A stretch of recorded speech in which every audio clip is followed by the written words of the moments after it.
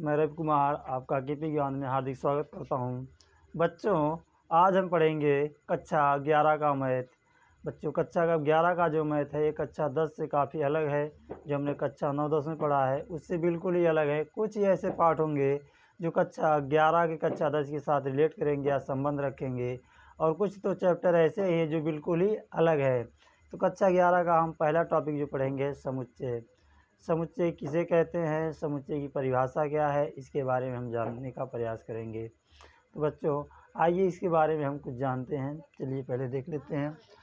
देखिए, इसकी खोज कहाँ हुई। सर्वप्रथम जर्मन गणितज्ञ जॉर्ज कैंटर ने 1845 से 1918 में समुच्चय सिद्धांत का विकास किया, इसलिए इन्हें समुच्चय सिद्धांत का पिता भी माना जाता है। मतलब अगर सवाल पूछा जाए समुच्चय सिद्धांत का पिता किसे माना जाता है, तो समुच्चय सिद्धांत का पिता जो हो जाएंगे जॉर्ज कैंटर हो जाएंगे।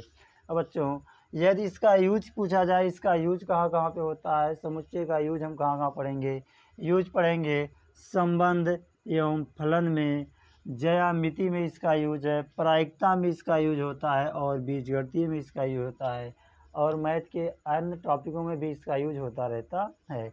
अब हम समुच्चय की परिभाषा को पढ़ लेते हैं। समुच्चय की परिभाषा जो होता है, इसको आप दो रूप से परिभाषित कर सकते हैं। पहला है वस्तुओं के सुपरिभाषित संग्रह को समुच्चय कहते हैं।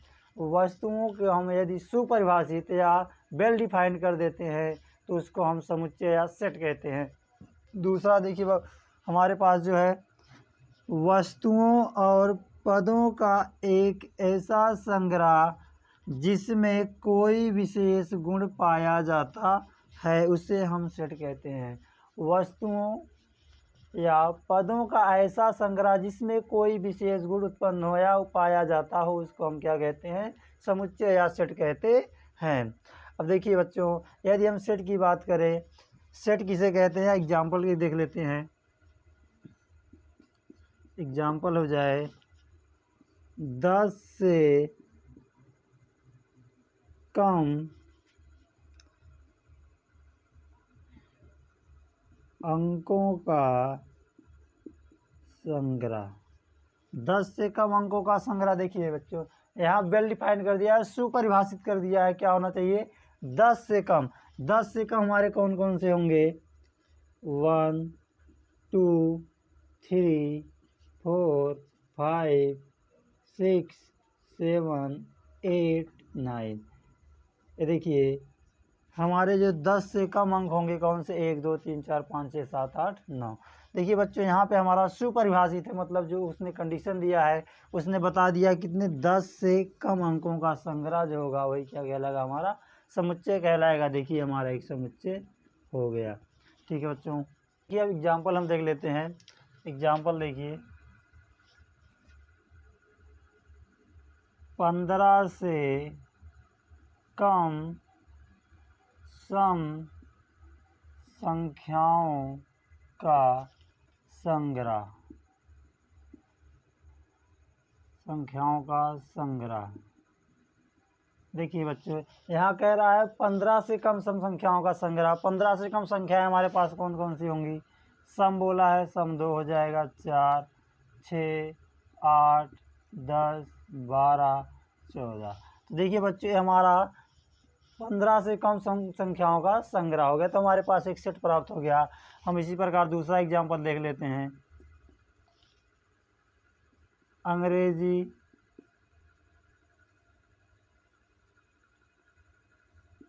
स्वरों का संग्रह। अंग्रेजी स्वर का संग्रह, अंग्रेजी के जितने स्वर होते हैं उनका संग्रह जो हो जाएगा, ए ई आई ओ यू। बच्चों, क्योंकि अंग्रेजी में 5 ही स्वर होते हैं, ए ई आई ओ। जैसे और कुछ हमारे पास दे दे, तीसरा देख लेते हैं, त्रिभुजों का संग्रह। अब त्रिभुजों का संग्रह दे दे, हमारे पास विभिन्न प्रकार के त्रिभुज होते तो उनका संग्रह जो हो जाएगा वह एक समुच्चय होगा। इसी प्रकार हम कहने का मतलब यह है कि समुच्चय हम किसे कहेंगे, किसी पद या वस्तु को सुपरिभाषित करना है, क्या कहलाता है, सेट कहलाता है। ठीक है, हाँ बच्चों, देख लेते हैं हम समुच्चय पे एक सवाल देखते हैं। देखिए सवाल है, निम्नलिखित में से कौन कौन समुच्चय है, अपने उत्तर का औचित्य बताइए। हमारे पास देखिए 3 दिए गए हैं, इनमें से बताना है कौन समुच्चय है और कौन सा समुच्चय नहीं है, और समुच्चय है तो क्यों है, समुच्चय नहीं है तो क्यों नहीं है। तो हम पहला चेक करते हैं। देखिए कह रहा है 100 से कम संख्याओं का संग्रह। देखिए बच्चों, यहाँ पर 100 से कम संख्याओं का संग्रह बोला है, मतलब 100 से जो कम संख्याएं होंगी उनका संग्रह कितना हो जाएगा, 1 0 लेते हैं, 1 2 3 डॉट डॉट डॉट। देखिए 100 से कम तो हो जाएगा 99। मतलब यहाँ पर हमारा जो डाटा दिया गया है वो कैसे सुपरिभाषित है, या हमारे जो पद दिए गए वो कैसे हैं, सुपरिभाषित है।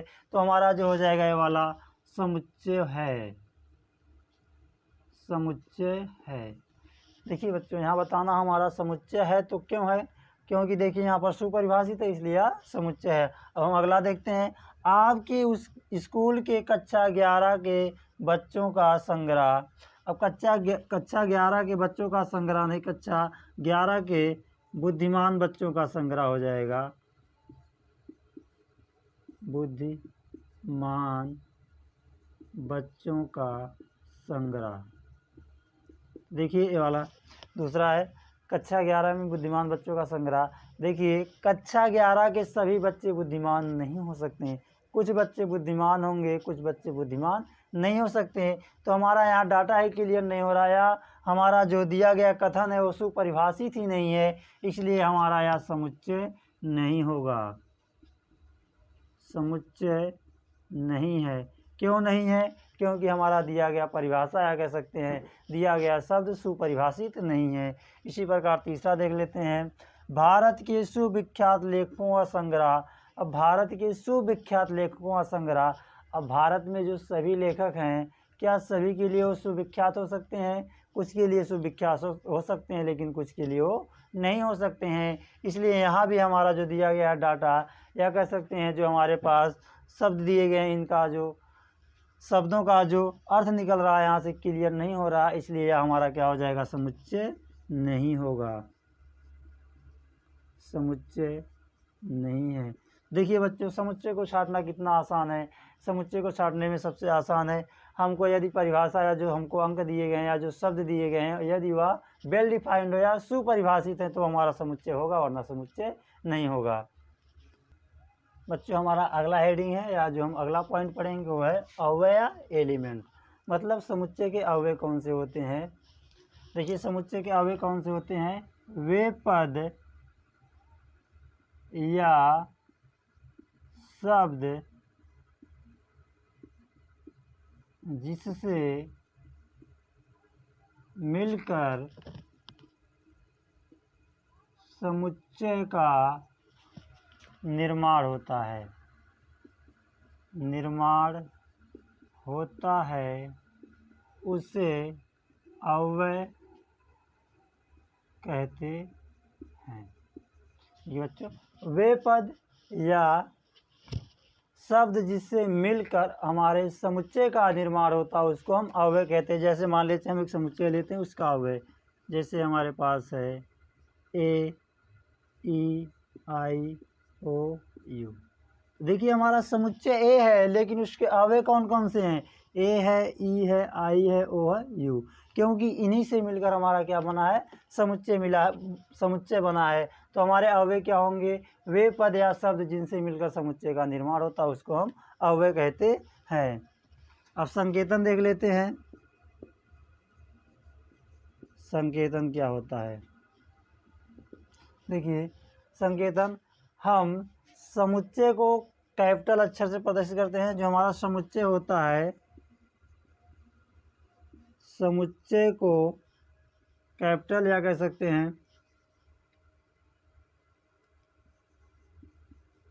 अंग्रेजी के कैपिटल वर्ड से तथा अव्यय को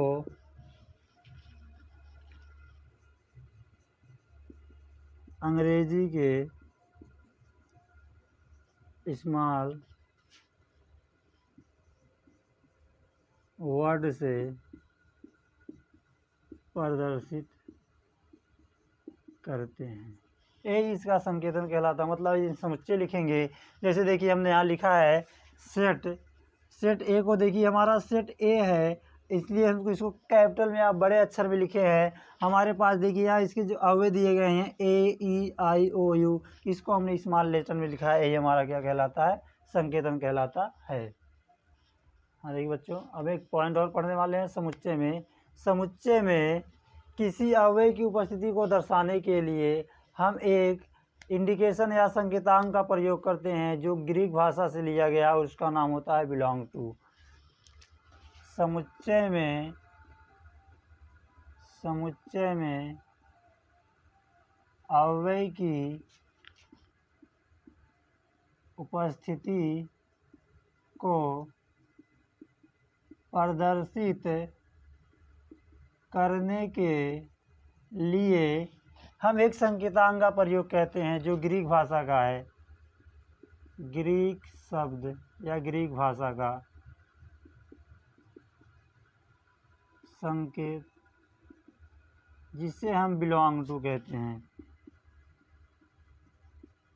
बिलोंग टू से दिखाते हैं। देखिए यही जो हमारा है इसी को हम बिलोंग टू कहते हैं।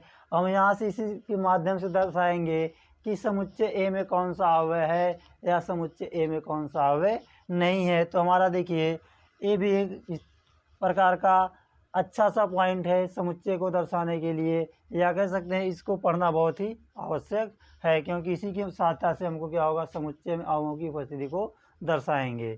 ठीक है, जैसे अब हम एक सवाल लेते हैं।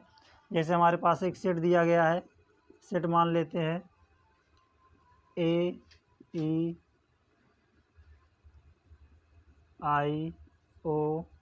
है। अब यहाँ से हम अगर दर्शाना चाहें बिलोंग टू के माध्यम से तो हम लिखेंगे set x i belong to A. देखिए हमारा जो आई है बिलोंग इसमें कर रहा है ए में। यदि हमारा बिलोंग नहीं करेगा, जैसे हम लिख देते हैं R small R belong to A. क्या हमारा स्मॉल आर ए देखिए ए में है? तो नहीं है, तो हम यहाँ ऐसे लगा देते हैं नॉट। मतलब हमारा आर जो है वो ए में बिलोंग नहीं करता। यदि बिलोंग करेगा तो इस प्रकार का, यदि नहीं बिलोंग करेगा तो इस प्रकार का। एक और हम ले लेते हैं, हमारे पास एक सेट है, इसमें ले लेते हैं 1 2 4 5 7। हमारे पास देखिए हम ऐसे सवाल ले लेते हैं। यहाँ देखिए 1 बिलोंग टू ए। देखिए 1 बिलोंग कर रहा है ए में ना, इसलिए हमने क्या किया, लगा दिया बिलोंग टू ए। हम लिखते हैं 3 बिलोंग टू ए। यहाँ क्या 3 है? 3 नहीं है, तो 3 क्या कर रहा है, नहीं बिलोंग करेगा, तो ऐसे हम नॉट बिलोंग टू ए। मतलब यदि बिलोंग करेगा, या कह सकते हैं यदि अवयव उसमें होगा तो बिलोंग करेगा, यदि अवयव नहीं होगा तो बिलोंग नहीं करेगा। बच्चों हमारा जो अगला पॉइंट है, अगला हेडिंग जो है समुच्चयों का निरूपण। अब समुच्चय को निरूपित कैसे करेंगे? इसमें 2 विधियां होती हैं। एक है रोस्टर विधि है, दूसरी विधि हमारे पास है समुच्चय निर्माण या गुण विधि। तो हम दोनों विधियों को पढ़ेंगे। पहले हम पढ़ लेते हैं रोस्टर विधि। समुच्चय निर्माण की 2 विधियां, पहला है रोस्टर विधि।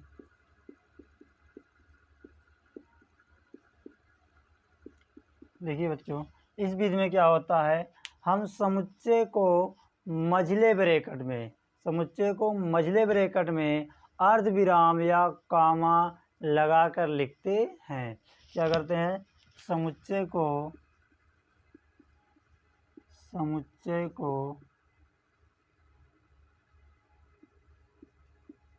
मझले कोष्ठक में अर्धविराम या कामा लगाकर लिखते हैं। अब देखिए हम कैसे लिखेंगे। मान लेते हैं हमारे पास अंग्रेजी वर्णमाला के स्वरों का संग्रह। तो देखिए हम लिखेंगे सेट ए, उसके बाद मझला ब्रैकेट लगाएंगे, फिर लिखेंगे AEIOU। तो देखिए हमारा कौन सा विधि हो गया, रोस्टर विधि हो गया।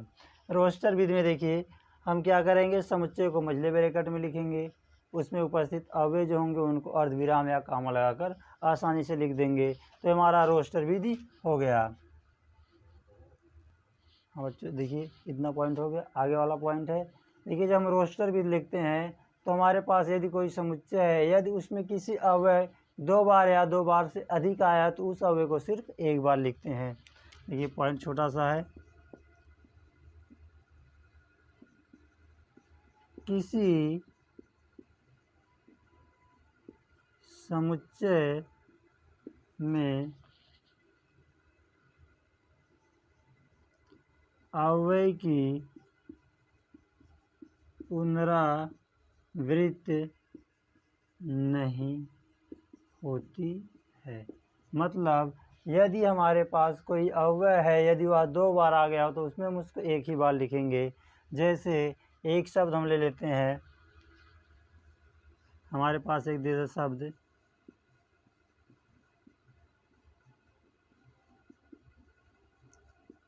इलाहाबाद। अब देखिए बच्चों हमारे पास यल 2 बार आया है, ए 3 बार आया है, यच 1 बार आया है। तो हम इसको अगर हम लिखना चाहेंगे समुच्चय के रूप में तो समुच्चय के रूप में देखिए लिखेंगे ए, कामा लगाएंगे, यल लिखेंगे, फिर उसके बाद ए आ चुका ए को नहीं लिखेंगे, फिर लिखेंगे एच, फिर उसके बाद देखिए बी लिखेंगे, फिर ए आ चुका उसके बाद हम लिखेंगे डी। तो ये हमारा क्या हो जाएगा, रोस्टर विधि में समुच्चय हो जाएगा।